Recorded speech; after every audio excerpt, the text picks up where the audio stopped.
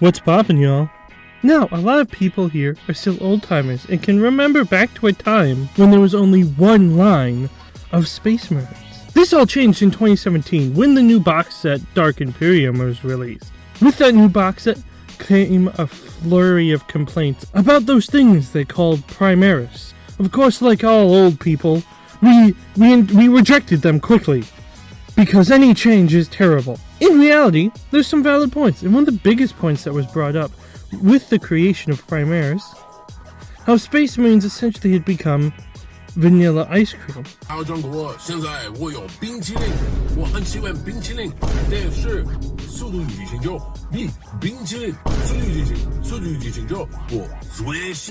And before any keyboard warrior gets up and mad at me, they have fixed a lot about the range, and I personally think it's headed in a halfway decent direction.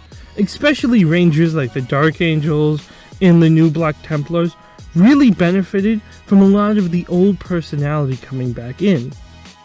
Now, this is probably nostalgia, seeing as the first taste of Warhammer I ever got was through Dawn of War, which had only Firstborn Marines. There's something I couldn't get out of my head.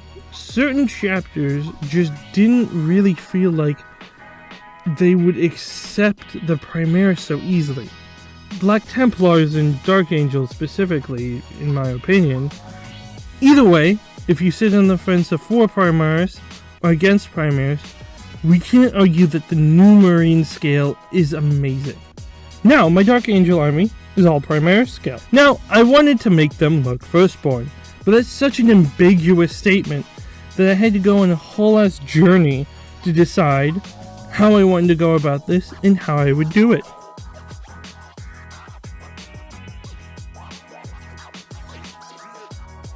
To figure out how I wanted this project done, first thing I had to do was figure out what exactly constituted a Firstborn Marine. Which might sound really easy, but even the first miniature of the Space Marine line is up for debate.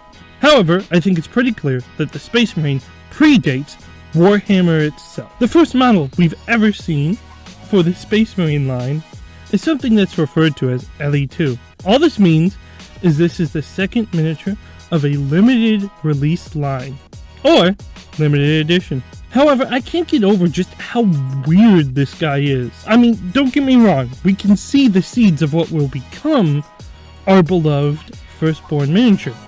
The biggest part of which is the beaked helmet, but his gun is really weird. The bag just doesn't look like a power pack, and there's this weird M on one of the shoulders. I can't really figure out what it's supposed to be. This is sculpted by hand though, and the proportions, while still being a little weird, are actually kind of charming. Excellently executed. However, for all the praises I can lump on this, this is clearly nowhere close to something I want to use for this project. The identity of this miniature is so radically different than the other Firstborns in the line that it would soon be replaced by another kit that's more in line for what we want. See, originally Rogue Trader didn't actually have a starter set. What it had is a bunch of books that they released, and then model sets that released alongside this. They released specific miniatures for this game, in probably what you would like to call the first Battle Force boxes. This is where they released the new Space Marine line, the RTB01. This stands for Rogue Trader Box. And well, it's definitely a refinement of what came before. This is the first Space Marine kit to use the ball and sock joint, something that would become a staple even to this day for building Space Marine miniatures. And as much as I love this era as well, there is some cons. All the miniatures are kind of the same. They're all squatting in this weird pose. Well, the ball and socket allows us to have limited range of movement. It's not really that much. You can't do that dynamic of a pose. And all the bolters are really wonky and hard to put in place.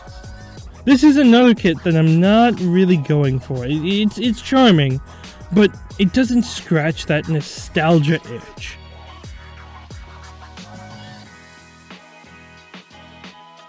At the turn of the century, we got another kit that got released. That's another tactical marine kit. However, something interesting happened here. I can't find an exact name for this box set, but I know it was designed by Jess Goodwin. This has become probably the most iconic marine set that's ever been released. There's actually statues of this kit at Warhammer World. And this is for a few reasons. This is the first kit that decided to kick Mark 6 to the curb and replace it with the infinitely better Mark 7. This miniature featured a mix of metallic and plastic. The arms and backpack tended to be plastic. Then the main body of the Jess Goodwin Space Marine models tended to be metal. Yes, lead metal. So if you ever get your hands on one of these and you decide to swallow it, you will die. First of all, why would you swallow it? It's very expensive. Second of all, if you swallow lead, natural selection is taking place there. The funniest thing of all this is that we've gotten 3 to 4 different Space Marines within probably one edition.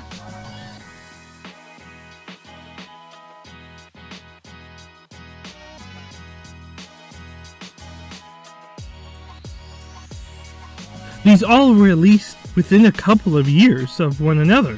However, this would also be changed rapidly because they came out with one of the most iconic designs of miniatures. This version of the Space Marine kit would be found in practically everything from the 2nd edition start set to paint sets.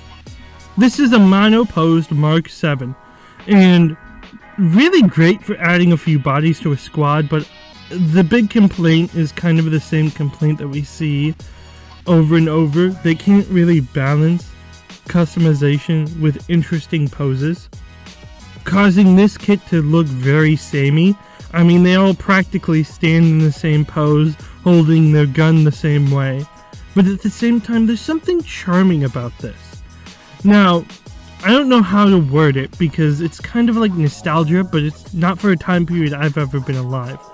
Seeing these things painted up as Crimson Fists or Blood Angels with them goblin green bases really was awesome. This kit also kind of cemented what the Mark 7 would be, and how the Mark 7 is the standard pattern of armor moving into the future.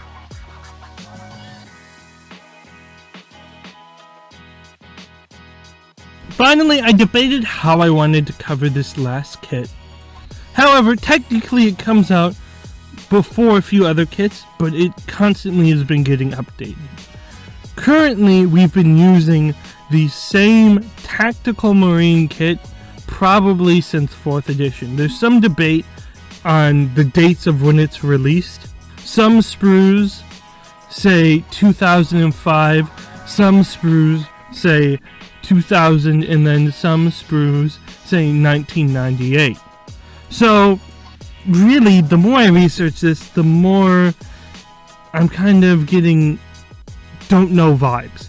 And I think this is because they've been updating the same tactical marine squad for quite a while. This is the style that I came to the conclusion that I wanted to mimic.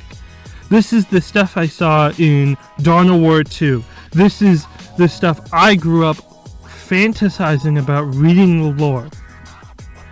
And this is also why the whole journey started, because I can say Firstborn, and recently in Horus Heresy they've released the Mark 6, which is Firstborn. They have the Maximus armor that's Firstborn, and the Iron armor that's all Firstborn, but that's not what I was envisioning. I was envisioning the classic Mark 7 in the squatting pose with a giant bolter that's the size of his arms. What I essentially wanted to do is take the old miniatures and just resize them. And this was a lot trickier than I first intended.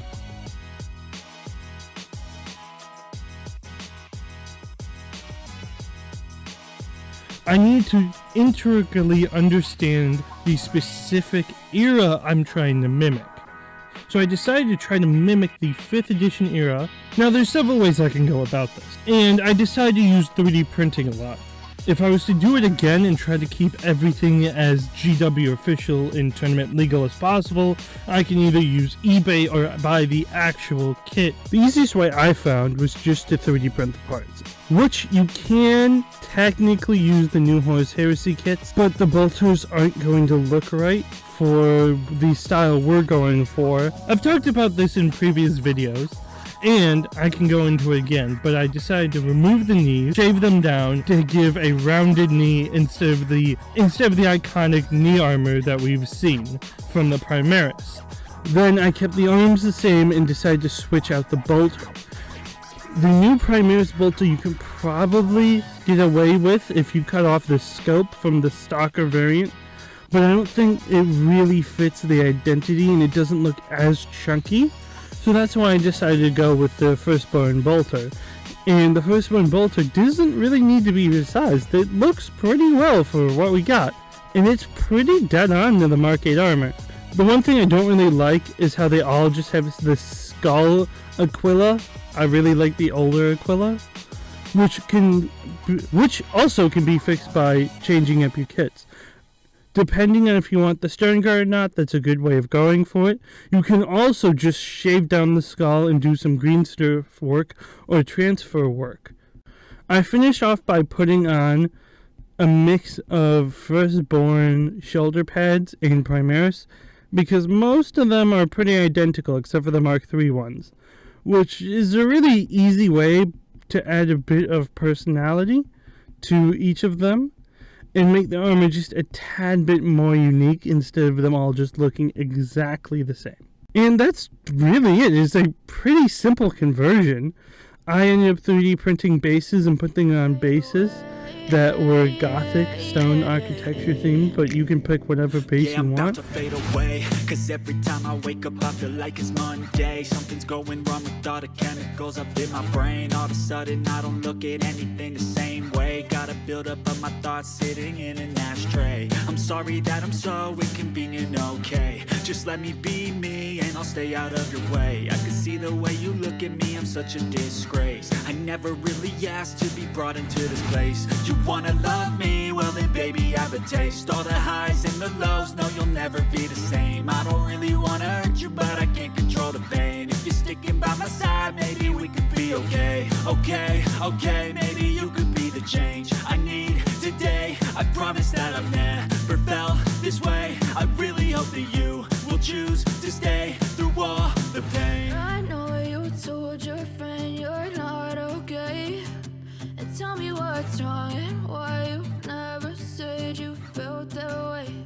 And guess you're trying to stay strong and fake a smile until I look away. But I've known you too long, it hurts to watch your blue eyes fade to gray as you fade away.